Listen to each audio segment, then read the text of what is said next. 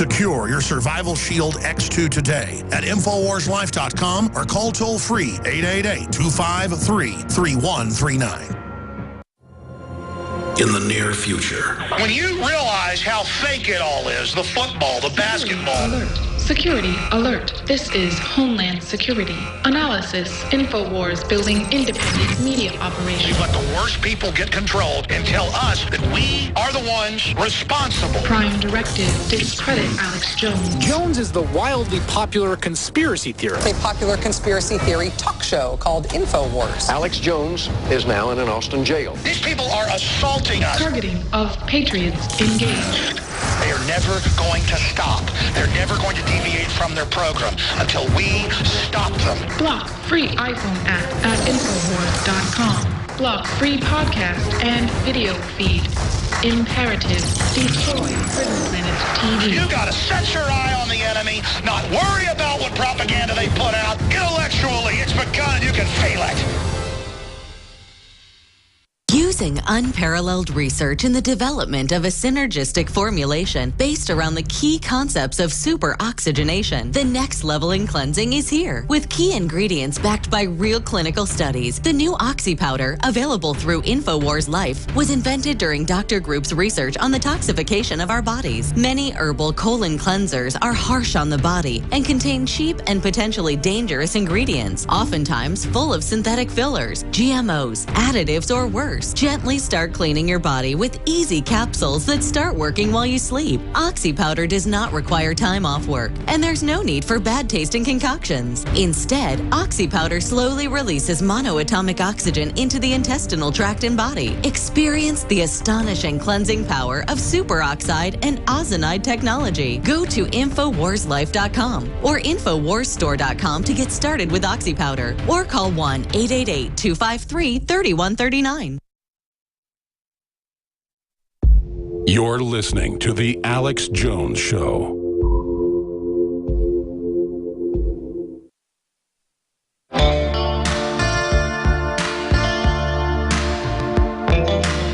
He aligns himself with the truth, and it's time for you to choose a side. You're listening to Alex Jones. We'll be back, Lord willing, tomorrow live, 11 a.m. Central, Infowars.com. Check out our guest, amazing website with all the articles and videos, StevePachenik.com. In fact, at the end of the show, I'll tweet out his website at Real Alex Jones, along with the special report, Navy SEALs ensnared in Bin Laden death hoax, a new special video report up on the site. CNN is in a death spiral right now. So is MSNBC. Fox is declining. All the major media is collapsing, not just because of competition, but because they've discredited themselves. I guarantee you, I could go on and just read news articles on the platform CNN has into billions of households worldwide and have 20 million viewers an hour during prime time in a matter of weeks. By the way, I've been on Piers Morgan, and he went from 1 million viewers that night to 3.5 million one night. And for a week, his ratings were double and then trailed off. So I've proven it. And I'm not even bragging. You could put an old man or a young lady just covering interesting news up there, and they would have high ratings. People want it, but this is so crafted, so manipulated, so controlled, so BS'd, so managed with the optics that people see it as phony. So the fact that my little broadcast is so successful shows how dead on arrival they are. And me and Dr. Pachenik were talking about this during a break. The whole system is having collapsed credibility. And things are devolving to the states in a good way. And there is a major political realignment. Not that this election's perfect, but it signals the true awakening. Dr. Pachenik, you've got the floor for the last 10 minutes. Talk about the awakening or what your view is on it, expounding on that and where you see things going. And then talk about the real power structures in this country. Certainly the Army's not perfect. The Navy's not perfect. The Air Force, the Marines. But because they are basically all that's left of old Renaissance America, that's why I can pull up countless headlines and declassified documents where #1 enemy, returning veterans, #1 enemy, returning vets, #1 enemy, gun owners, libertarians. I mean, didn't the Obama administration know that when they went in and tried to train the non-enlisted officer corps, or the general enlisted, excuse me, the non-commissioned, that would wake them up? I mean, things like that saying the military's the enemy shows that we must have some traitors in charge. Let me put it this way. We have a phenomenal country. Unfortunately, we don't have leaders that are equivalent to the greatness of our country. What do I mean? Despite all of the problems that we've recently had, the Ebola epidemic, what happened? The military did not wait. General Dempsey, at his initiative, decided to send over 4,000 brave men and women in our army to Liberia, not just to have them contaminated or be contaminated. On the contrary, what was used was intelligence, surveillance, and reconnaissance. They took all the drones from Afghanistan and Pakistan and used it over Liberia and Sierra Leone to monitor and evaluate the degree of the crisis in Liberia and Sierra Leone. In turn, they developed hospitals where, in turn, they had a command and control system, which overrode the CDC and the non-existence of the Surgeon General. So the civilians failed. The President of the United States failed. The CDC failed. The director of the CDC failed, and the Public Health Service failed. As a result, our military went in command and control mode, did not ask for permission, was very successful in building this capability, and the Ebola epidemic will be ceased and stopped because of that and because of their initiative.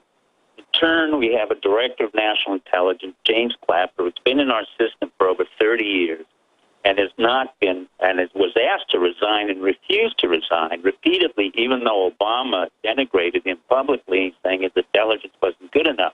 Yet this past week, he was able to extradite and extract 2 American citizens quietly from North Korea.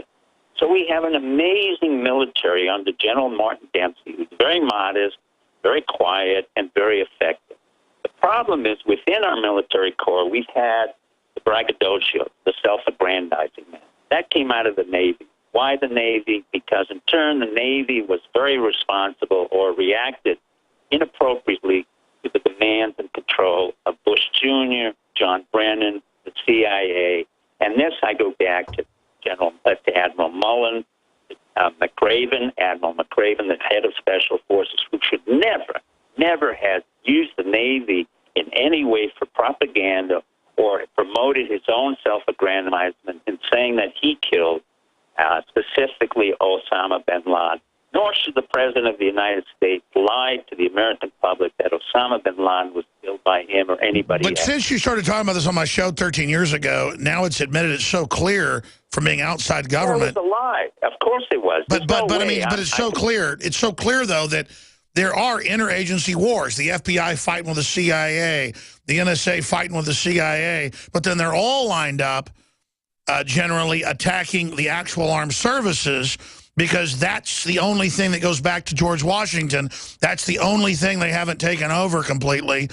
And they know the military isn't going to take the guns. They know they're awake. They know they're like the best people we've got. And so that's why there's this open demonization of the veterans, which is jumping the shark, Dr. Pieczenik. Well, this is exactly what I'm trying to say. We said this for a long time. Number one, the CIA really has to be scrubbed out and cleaned out. Brennan has to be fired, and so do the DDOs, the covert operatives, and the DIs, the analysts. For too long, and for a very long time, they've been under the influence of the Bush family, the Clintons, and others who went to Yale. It is a disastrous organization. For the 30 years that I've been in and out of government, I could rarely rely on the CIA. They are experts on 9/11 and stand down. There was no question that the man who told me this was a stand down worked for Paul Wolfowitz. There's no question that the Jewish neocons who were involved, Wolfowitz, Earl, Elliot Abrams, and those have to be brought up for trial and tribulation. There's no question that Bush and Cheney. But until we do that, this government will not be clean of sin. And by the way, Dr. Pieczenik, you're Jewish. Yes, I am. I'm very proud I'm Jewish, but I'm not proud of those who've acted against our government and those who inspired the Israelis to work against our own interests. So Israel and being Jewish does not mean that you're Jewish in temperament or soul. Most of the Americans really don't care whether you're Jewish or Christian or Muslim, but they do care that is you're American. Unfortunately, American Jews have no idea of their own history of the anti-Semitism and the fact that they were manipulated into a position where they created this 9/11, the stand down, and Israel was in fact involved with Mossad operatives. That's not fictitious. That's not theoretical. That's a fact.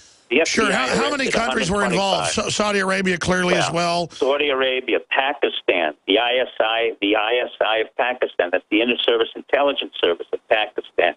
You're talking about Israel, Mossad operatives who were already in my house in June before that 9/11.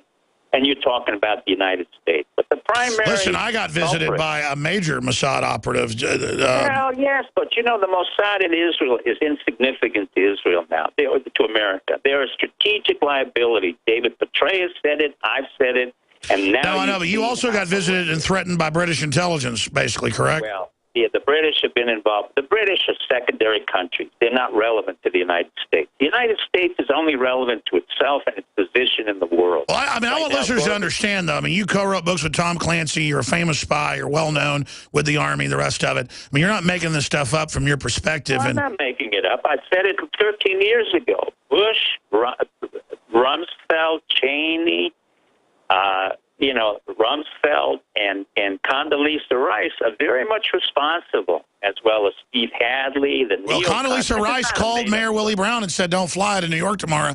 And again, I just want to be clear, there's a lot of criminal groups, whether it's the U.S., Israel, Britain, Pakistan, all of them have criminal groups within, manipulating, keeping people in the dark.